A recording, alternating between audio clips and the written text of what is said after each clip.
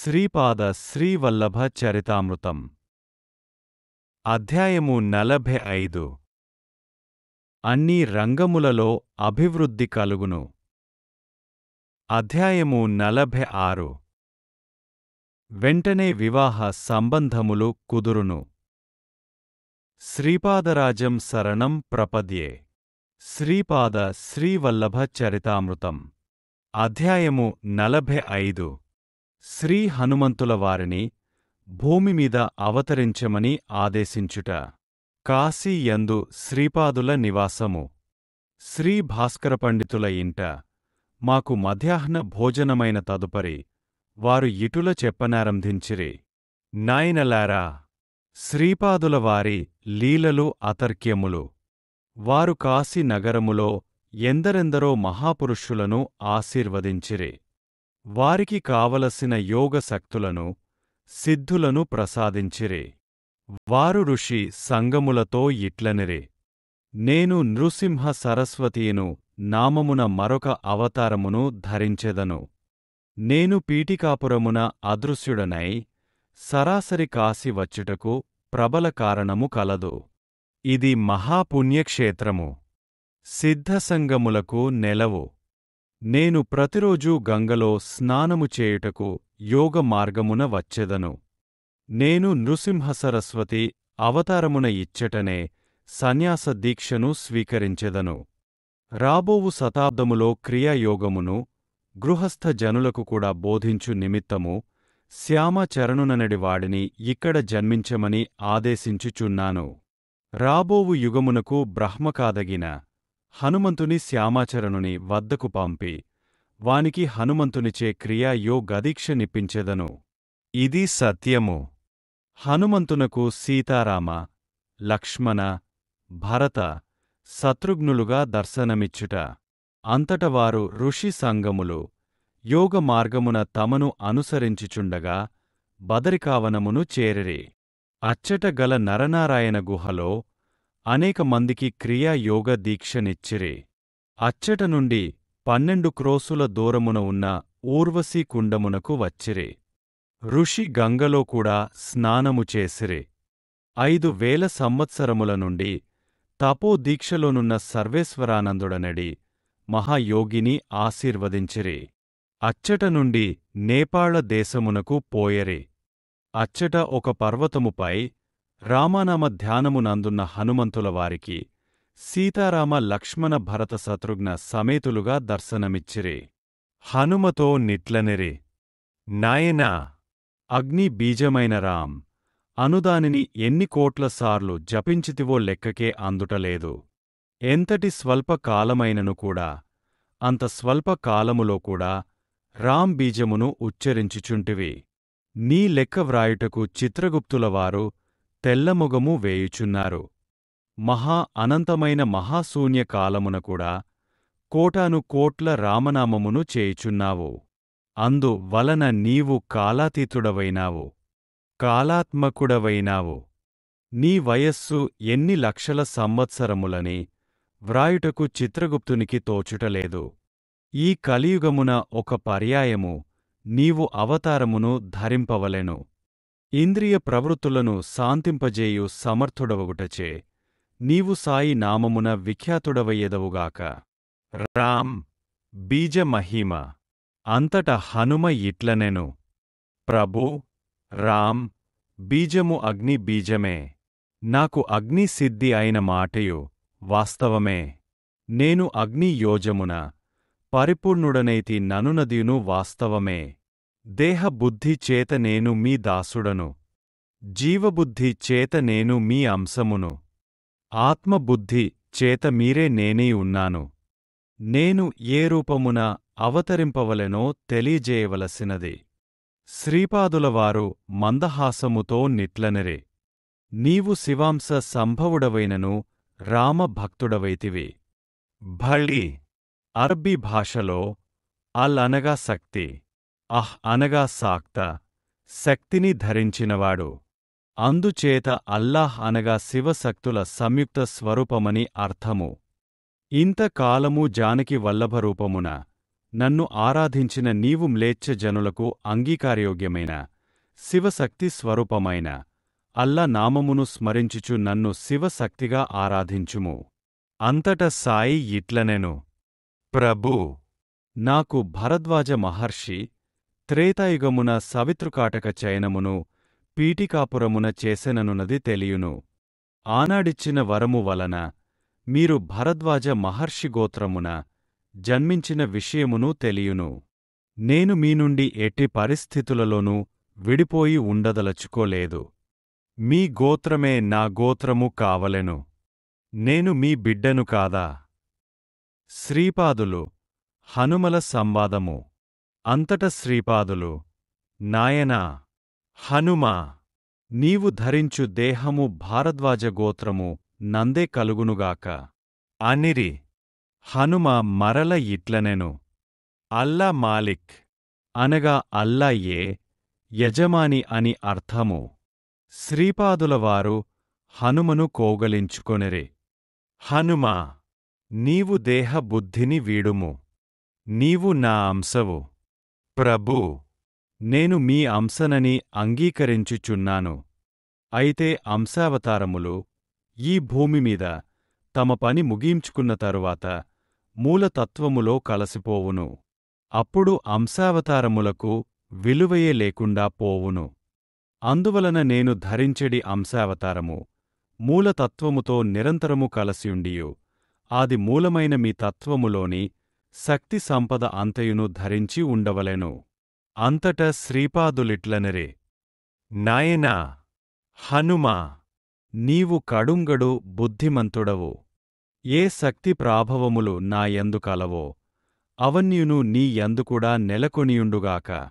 నేను నృసింహసరస్వతీ రూపమున శ్రీశైలము నందలి కదలివనములో గుప్తముగ 300 సంవత్సరములు యోగ సమాధిలో నుండెదను. అంతట ప్రజ్ఞాపురమున స్వామి సమర్థుడనడి పేరుతో విఖ్యాతుడనయ్యెదను. నేను శరీరమును వదిలెడి సమయము ఆసన్నమైనప్పుడు సాయి రూపమున ఉన్న నీలోనికి అవతరించెదను. సుస్పష్టముగా నా అవతారము నీలో ఉన్నదని ప్రకటించెదను. నీవు నా యొక్క సర్వసమర్థ సద్గురు అవతారముగా విఖ్యాతి నొందెదవు. ప్రభూ, దేహబుద్ధితో మీ సేవకుడను కావున అల్లా మాలికని సంచరించెదను.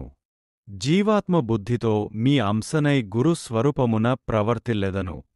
కాని శ్రీచరణులు దత్త ప్రభువులు గదా, మీకును నాకును అంతరముండుట భావ్యమా? నేను మీరుగా, మీరే నేనుగా మారిన ఎడల గదా అద్వైతము సిద్ధించును. అందువలన మీరు నాకు దత్త సాయుజ్యమును ప్రసాదింపుడు. శ్రీపాద శ్రీవల్లభుడు కాలపురుషుని తమ వద్దకు హాజరు కావలసినదని శాసించిరే. కాలపురుషుడు చేతులు కట్టుకుని నిలబడియుండెను. అంతట శ్రీమహాప్రభువులు, కాలపురుషా, ఈ హనుమ కాలపురుషుడువైన నిన్ను అధిగమించి కాలాతీతుడైనాడు. ఇతనికి నా సాయుజ్యమును ప్రసాదించదలచితిని. ఇతనికి నాథ శబ్దమును కూడా ఇచ్చుచున్నాను. ఇంతటి నుండి ఇతడు సాయినాథుడని పిలువబడుగాక. నేడు దత్తజయంతిగా నేను నిర్ణయించుచున్నాను. హనుమలో చైతన్యమును తదనుగుణముగా మార్చి దత్తస్వరూపము చేయవలసినది అని ఆజ్ఞాపించిరి. ఋషి సంగములన్నీయును ఆశ్చర్యముతో ప్రభువు వంక చూచిచుండిరి. ఇంతలో హనుమ యొక్క శరీరము నందలి జీవాణువులన్నీయును విఘటనము నొందినవి. అందుండి అనసూయామాత ఆవిర్భవించినది. ఆమె శ్రీపాదుల వారిని చూచి, నాయనా కృష్ణ, కన్నయ్య, ఎంతటి టక్కరి బిడ్డవురా నీవు దత్తా! నీకు జన్మనిచ్చినప్పుడు లోక సహజముగా బిడ్డ జన్మించునప్పుడు నొప్పులుండును గదా. తల్లి ఆ రకముగా ప్రసవవేదన చెందునప్పుడు ఆవేదనలో కూడా ఒక రకమైన తీయదనము, మాధుర్యము ఉండును గదాయని తలపోసితివి. నాకు ఏమాత్రమూ నొప్పులు లేకుండగా నీవు జన్మించితివి. అయితే ప్రసవవేదనలోని మాధుర్యమును ఈ కన్నతల్లికి అనుభవమీయవలెనని సంకల్పించినావు కాబోలు. నా కడుపులో మహావేదనగా ఉన్నది. నా ఎదురుగానే ఉన్న నీవు మళ్ళీ నా గర్భవాసమున జన్మించదలచినావా? ఏమి ఈ వైష్ణవమాయ అని పలికినది. అంతట శ్రీపాదులు, అమ్మా, కుమారులెవరైనను తల్లిదండ్రుల ధర్మబద్ధమైన కోరికలను తీర్చవలెను. నీ గర్భమునందున్నది హనుమ. అతనికి నా సాయుజ్య స్థితిని ప్రసాదించుచున్నాను. ఒక విధముగా చెప్పవలెనన్నా, నా మాయచే నేనే నీ గర్భమున జన్మించుచున్నాను అని పలికిరి. కొంతసేపటికి నొప్పులు అధికము కాజొచ్చెను. అనసూయామాత ముద్దులు మూటగట్టు 3 తలలు కలిగిన దత్తమూర్తికి జన్మనిచ్చెను. కొంతసేపటికి ఆ మూర్తి అంతర్ధానమై ఆమె ఒడిలో ఒక పసిపాపడు ఉండెను. ఆ నవజాత శిశువునకు సాక్షాత్తు అనసూయాదేవి స్తన్యము నిచ్చెను. ఈ సంఘటన కొలదిసేపటికి అదృశ్యమాయెను. హనుమ రూపము కానవచ్చెను. జానకీరాములు మాత్రము హనుమ ఎదురుగా నుండిరి. అంతట హనుమ, ప్రభూ, మ్లేచ్ఛ మతమునందున్న మంచి విషయములు, సనాతన ధర్మమునందున్న మంచి విషయములు రెండింటినీ సమన్వయము చేయుటకు మ్లేచ్ఛ గురువు కూడా ఉండవలెనుగదా అని ఆడగగా, ప్రభువు మహబూబ్ సుభాని అను మహాజ్ఞాని నాలో లీనమై ఉన్నాడు. అతనిని వారిష్ ఆలీషా అను పేరున అవతరింపచేసెదను. అతడు నీకు గురువై యోగ రహస్యములను బోధించును. క్రియాయోగమును శ్యామాచరణుడు బోధించును. నీకు కావలసిన ఇంకా వరములేవి అయినను కోరుకొనదలంచిన ఎడల కోరుకొనవచ్చును అనిరి. మాణిక్యప్రభువు ఆవిర్భావము. అంతట హనుమ ఇట్లనియే, ప్రభూ, మీరు పద్మావతి వెంకటేశ్వరుల అభిన్నస్వరూపులని వింటిని. మీ ఆరాధనమును తెలిసిన వైష్ణవస్వామిని కూడా అనుగ్రహింపుడు. అంతట శ్రీచరణులిట్లనిరి, నన్నే నిరంతరము స్మరించుచు నా చైతన్యములో సదా మనస్సును లీనము చేసియుండు గోపాలరావు అను మహావిష్ణువును నీకు గురువుగా ప్రసాదించుచున్నాను. అతడు వెంకటేశ్వర భక్తుడై వెంకుస అని పిలువబడును. అతని శరీరపాతానంతరము అతని భస్మమును కుండయందుంచి కొంతకాలము భూమిలో నిక్షిప్తము చేసియుంచుము. నా సూచన అందిన తదుపరి ఆ కుండను తెరచి చూచిన వెంకటేశ్వరుని విగ్రహముండును.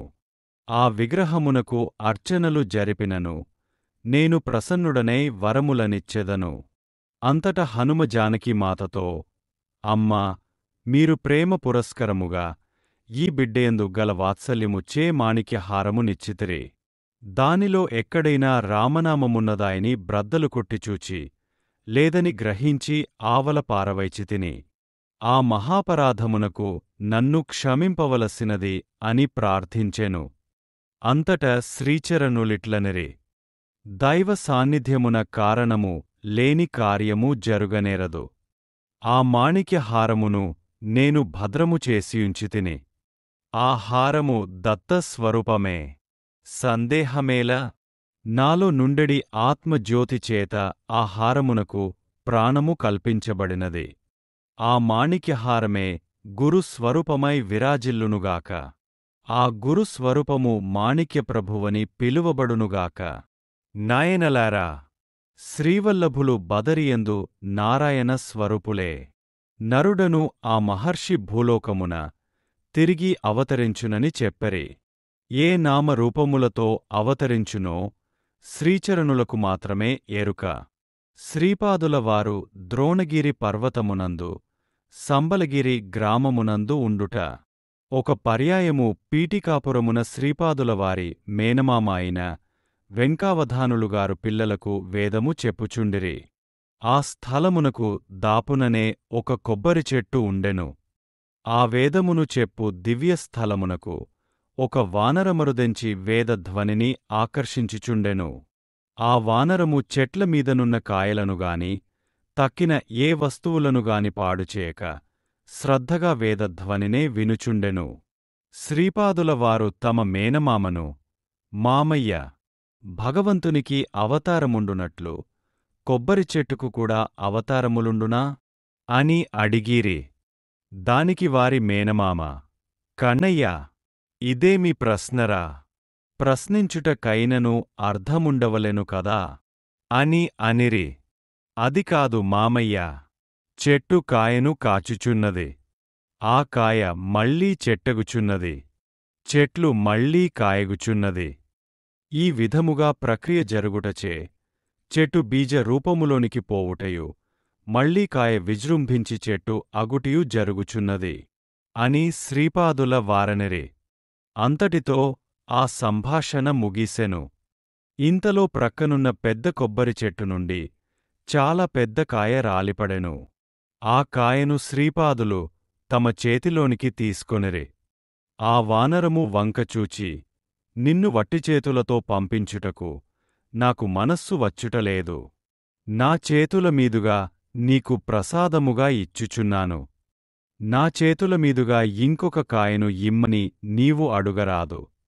నీకు సమ్మతి అయిన ఎడల తీసుకొనవచ్చును అనిరి. ఆ వానరము సమ్మతి సూచనగా తల ఊపెను. శ్రీపాదులవారు తమ చేతుల మీదుగా ఆ కాయను ఆ వానరమునకిచ్చి దాని ఒళ్ళు అంతయును ప్రేమతో నిమిరిరి. అది ఎంతయో ఆనందముతో వెళ్ళిపోయినది. అసలు ఆ వానరము ఎవరో, ఆ కాయను ఎందుకు ఇచ్చినారో, ఇంకొక కాయను ఈయనని ఎందుకు చెప్పరో, అప్రయత్నముగా ఆ కాయ ఎందులకు నేలరాలినదో ఎవరికెరుక. వారి లీలలు చిత్ర విచిత్రములు, ఊహాతీతములు. శ్రీమహాప్రభువులు ద్రోణగిరి అని పిలువబడు సంజీవిని పర్వతము వద్దకు వెళ్ళిరి. కొన్ని రోజుల పర్యంతము అక్కడనున్న ఋషి సంగములతో ఆనందముగా గడిపరి. అక్కడనున్న మహాయోగులకు ఏమి అనుగ్రహించిరో ఎవరికెరుక. అచ్చట నుండి కలిప్రభువు జన్మించు సంబల గ్రామమునకు పోయరి. ఆ ప్రదేశము మహామహాయోగులకు కూడా దర్శించవీలుకాని ప్రదేశము. హిమాలయములందు వేలకొలది సంవత్సరముల తరబడి తపస్సుచేయు మహాపురుషులు అచ్చటనుందురు. సంబల గ్రామమందు వారు స్ఫటిక పర్వతము నందలి శుద్ధజలమును త్రాగిరి. అది త్రాగిన వారికి వయస్సు నిలచిపోవును. అందుచేత అప్పటినుండి వారి శరీరములో ఎటువంటి మార్పును లేక 16 సంవత్సరముల బాలుని వలెనే ఉండిరి. శ్రీపాదుడు గోకర్ణక్షేత్రము నుండి దివ్యలోకములకు వెళ్ళుట. ఆ తదుపరివారు అనేక దివ్యస్థలములందు సంచరించుచు భక్తులను మహర్షులను అనుగ్రహించుచు గోకర్ణక్షేత్రమును చేరిరి. గోకర్ణక్షేత్రమున శ్రీపాదులవారు 3 సంవత్సరములుండిరి.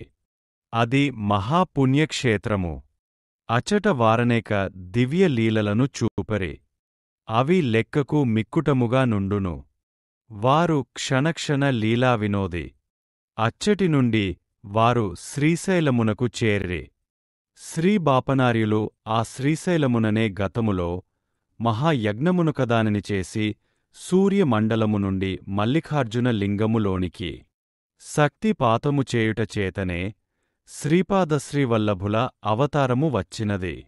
అచ్చట నుండి వారు తమ యోగమార్గమున సశరీరముతో మహాగ్నిగోళ సదృశులై సూర్యమండలమునకు పోయరే.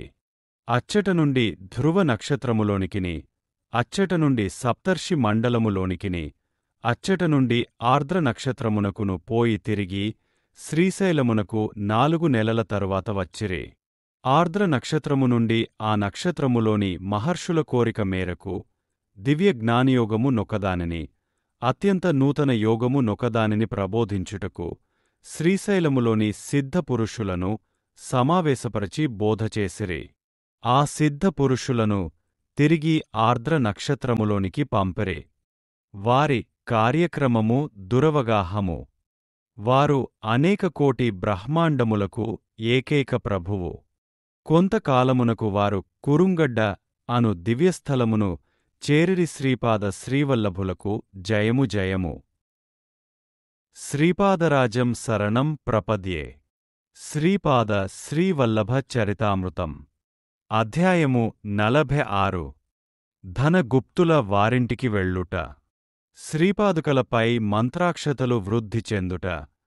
పాదుకలను భాస్కర పండితులకు ఒసంగుట.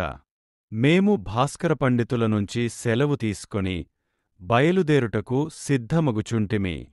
భాస్కర పండితులు కొంచెము సేపు ధ్యానస్థులేరే. శ్రీపాదులవారి పాదుకలను భాస్కర పండితులకు అప్పగించితిమి కదా. వారు పూజాగృహమున ఉంచియున్నారు గదా. ఆ పాదుకలపై మంత్రాక్షతలు వృద్ధి పొందసాగెను. ఇదేమి వింతేని మేము ఆశ్చర్యపోయితిమి. భాస్కర పండితులు: అయ్యలారా, శ్రీపాదులవారి లీలలు అగమ్యగోచరము. శ్రీ పద్మావతి అమ్మవారి జన్మనక్షత్రము మృగశిర. శ్రీ వెంకటేశ్వరుని జన్మ నక్షత్రము శ్రవణము. ఉత్తర ఫల్గుని నక్షత్రము అమ్మవారికి మిత్ర తార అయినది. వెంకటేశ్వర స్వామికి పరమమిత్ర తార అయినది. అందుచేత వారి దివ్య కళ్యాణము ఉత్తర ఫల్గుని నక్షత్రము. నాయనలారా, నేడుకూడా ఉత్తరాఫల్గుని నక్షత్రము. ఆ దివ్య నక్షత్రము నాడు శ్రీపాద శ్రీవల్లభుల పాదుకలపై మంత్రాక్షతలుండుట తాము సాక్షాత్తు పద్మావతి వెంకటేశ్వరస్వామి స్వరూపమే అని తెలియజేయుటకు వారిట్లు చేసిరి. అందుచేత కొన్ని మంత్రాక్షతలను మీ వద్దనుంచుకొనుడు. మీకు శుభమగుగాక. శ్రీచరణుల కృపా విశేషము మీపై సర్వదా ఉండుగాక అని వారిని దీవించిరి. శంకరభట్టు మరియు ధర్మగుప్తులు దేశపర్యటనలో దర్శించిన వివిధ క్షేత్రములు ఎంతటి మహద్భాగ్యము. మా యొక్క ప్రతి కదలికను, ప్రతి ఆలోచనను, ప్రతి చర్యను వారు గమనించుచున్నట్లు తోచినది. మేము కొంత దూరము ఎడ్లబండ్లపై ప్రయాణము చేసితిమి. ఆ ఎడ్లబండి ఒక పెళ్లివారిది. ఆపై వైశ్య ప్రముఖుల గుర్రపు బండిపై ప్రయాణము చేసితిమి. వారు కొండవీడునకు వెళ్ళుచుండరి. వైశ్య ప్రముఖుడైన ధనగుప్తులవారు ఇట్లు చెప్పసాగిరి: నాయనలారా, నేడు మాకెంతయో శుభదినము.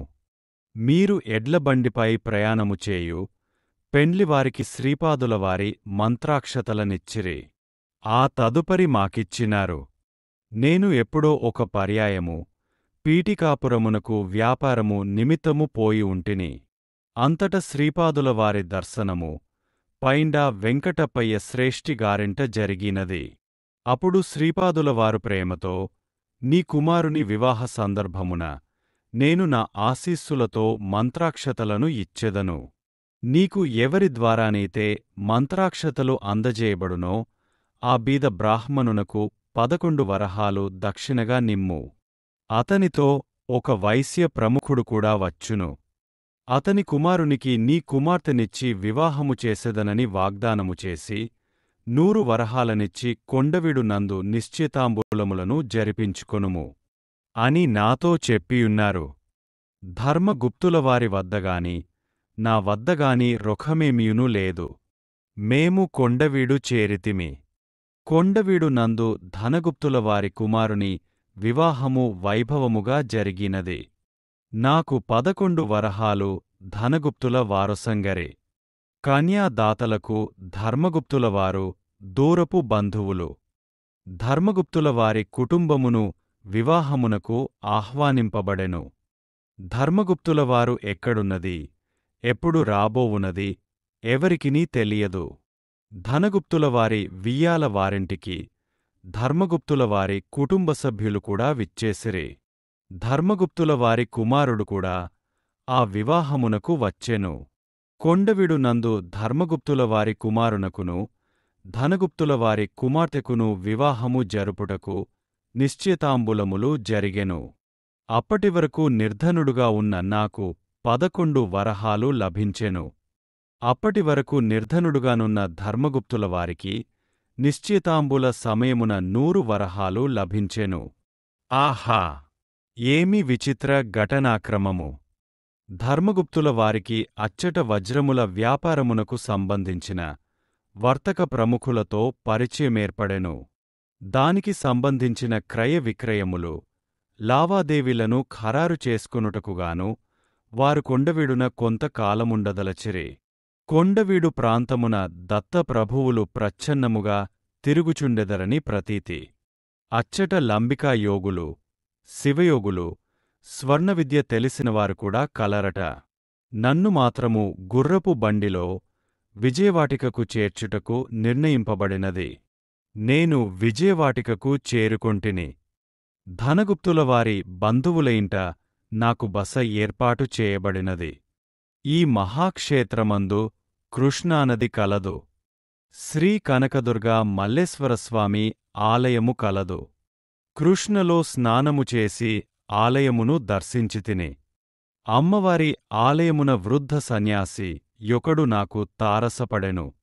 అతడు ఎన్నియో దినముల నుండి పీఠికాపురమునకు వచ్చి శ్రీపాదులవారి దర్శనము చేసుకొనుటకు తహతహలాడుచుండెను. మేమిద్దరమును విజయవాడ నుండి బయలుదేరి కొన్ని దినములు ప్రయాణము చేసిన తదుపరి రాజ్మహేంద్రవరమును చేరితిమి. అచ్చట గోదావరి నదిలో స్నానమాచరించితిమి. మార్కండేశ్వరుని, కోటిలింగేశ్వరుని దర్శించితిమి.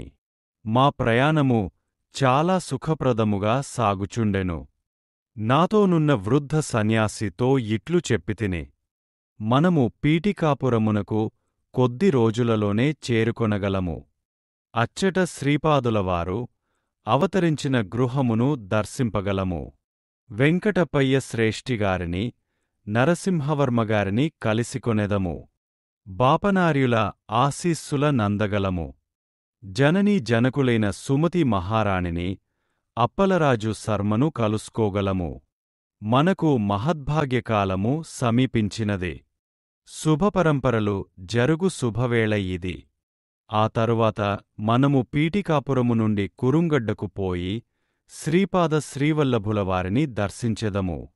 సన్యాసి మహదానందముతో నుండెను. మార్గమధ్యమందున్న దేవాలయములను దర్శించుచుంటిమి. కొలది దినములలో మేము పీఠికాపురమునకు చేరుకొంటిమి. శ్రీ బాపనార్యుల ఇంట మాకు భోజనమును, వసతియు ఏర్పాటు చేయబడెను. శ్రీపాదులవారి బాల్యలీలలను ఎన్నియో వింటిమి.